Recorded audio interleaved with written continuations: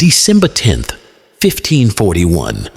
A bitter cold morning grips London, but crowds gather before sunrise at Tyburn. Something extraordinary is about to happen. This isn't an ordinary execution. It's the most humiliating death of the century. Francis Dereham, only 26 years old, is about to suffer a punishment so horrifying that even veteran executioners recoil. What crime could deserve such cruelty? To understand, we go back 5 years, to a tale of love, ambition, and betrayal that began in the shadowy halls of the English nobility. 1536. A nation in fear. King Henry VIII has already changed England forever. He's broken from the Catholic Church, executed Queen Anne Boleyn, and established a rule where terror keeps the nobles in line. No one is safe, not even queens. In this atmosphere of dread, a young girl enters the royal court. She is Catherine Howard, only 15, and niece of the powerful Duke of Norfolk. Beautiful, golden-haired, and elegant, she is sent to court to serve as a lady-in-waiting. But Catherine isn't just a noble girl.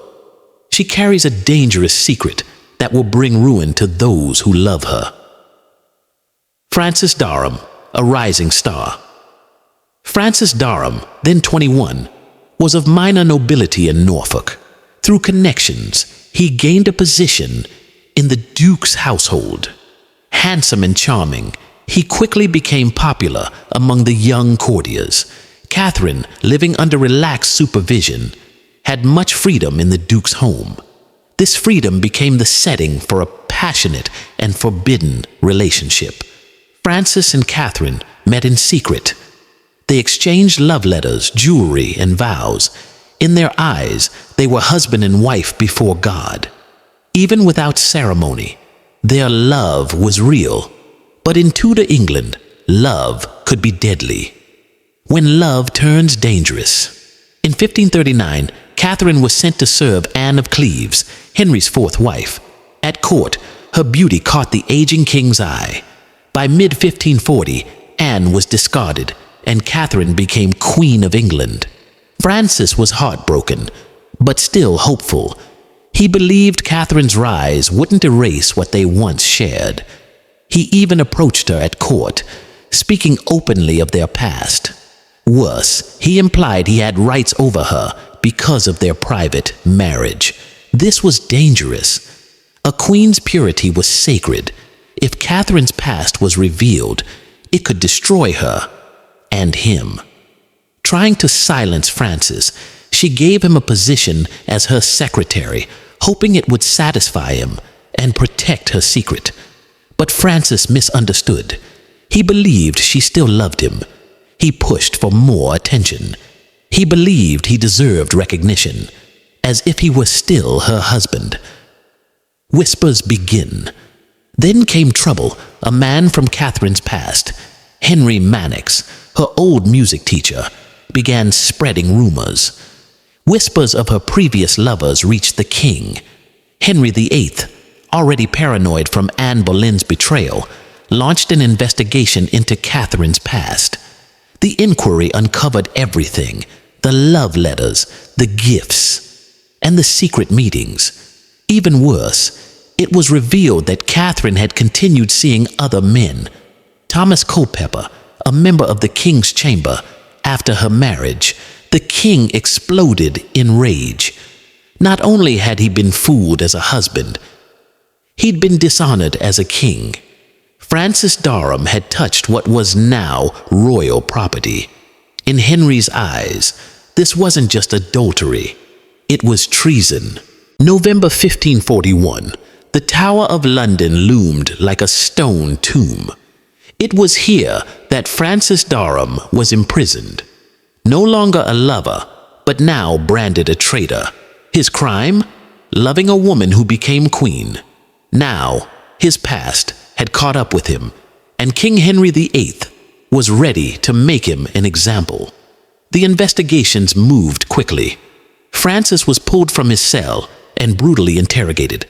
At first, he denied the full extent of his relationship with Catherine.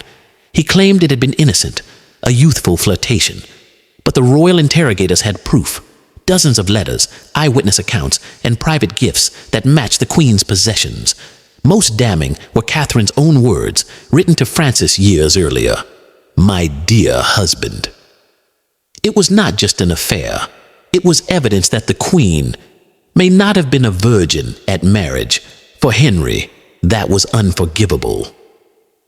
The crime, treason by intimacy. The Crown's lawyers didn't need physical betrayal after marriage to build a case. Instead, they argued that Francis had corrupted a future queen. Worse, he had later used this past intimacy to manipulate her.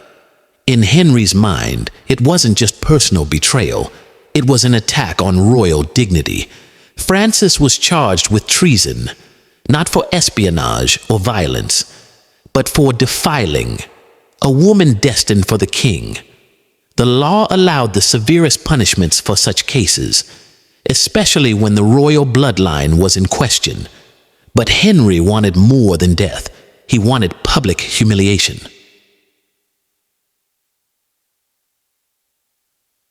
The ritual of destruction. King Henry consulted ancient legal texts for the harshest punishment ever recorded for treason. He selected the full penalty for traitors, to be hanged, drawn, and quartered. It was the most painful, degrading death the state could impose. The sentence was clear. Francis would be dragged through London's muddy streets, tied behind a horse. He would then be hanged until nearly dead, cut down alive. Next, he would be castrated and his organs pulled out. While still breathing, his abdomen would be open and his insides removed. Lastly, he would be beheaded and quartered, with his body parts displayed across the city. It wasn't just punishment. It was performance designed to frighten the nation. A trial without mercy. Francis's trial began in late November. But it was no real trial. The outcome had been decided the moment King Henry heard Catherine's past. No judge would dare defy the king. No lawyer could save him. The tribunal found Francis guilty and sentenced him to die publicly on December 10th. As news spread, the public grew curious. Not everyone loved the king, but few dared oppose him. To many, Francis was both criminal and victim, guilty of love, yet condemned like a monster.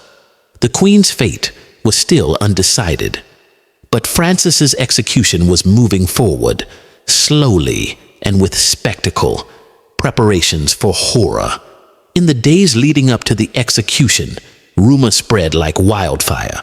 What would be done to the Queen's old lover? Would he cry out? Would he beg for mercy? Executioners made special preparations. The gallows at Tyburn were reinforced. Ropes were measured to keep the victim alive, but barely. Fire-heated blades and hooks were sharpened for the tasks ahead. It would be a death no Englishman would forget. December 10th, 1541.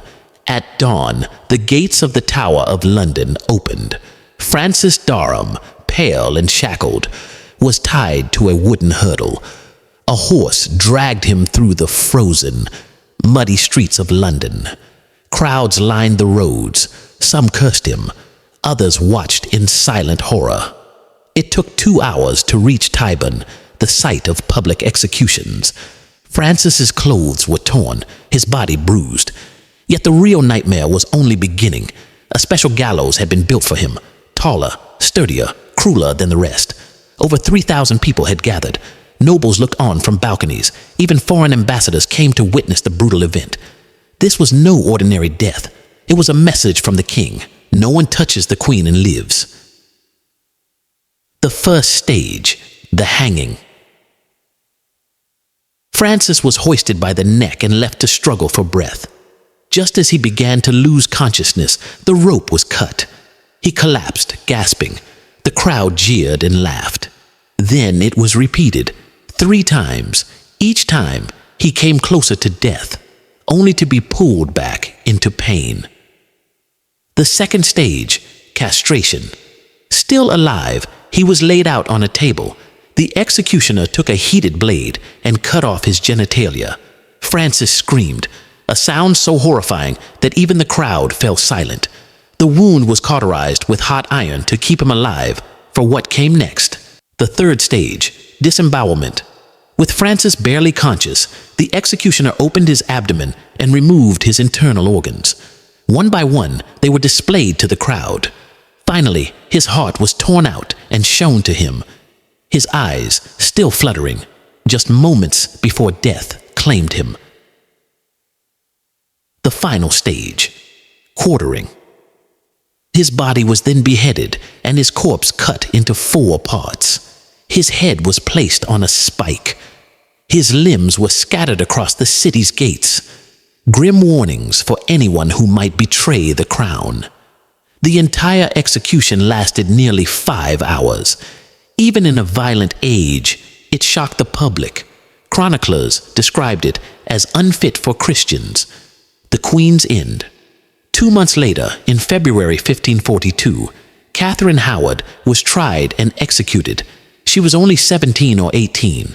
Unlike Francis, she was granted a quick, clean beheading, one final mercy for her rank. She died wearing the dignity of a queen, even as her past consumed her. Legacy of terror. Francis's execution became a turning point. Across Europe, letters describe the scene in horror. Ambassadors wrote to their kings, calling Henry VIII a tyrant without mercy. Rather than protecting royal honor, the king had stained it. Tyburn is gone now. No plaque marks where Francis died. Few remember his name, but his story remains a warning of how power can destroy love and how vengeance can replace justice. Francis Dereham died not just for treason, but for touching a queen's heart before a king's hand claimed it.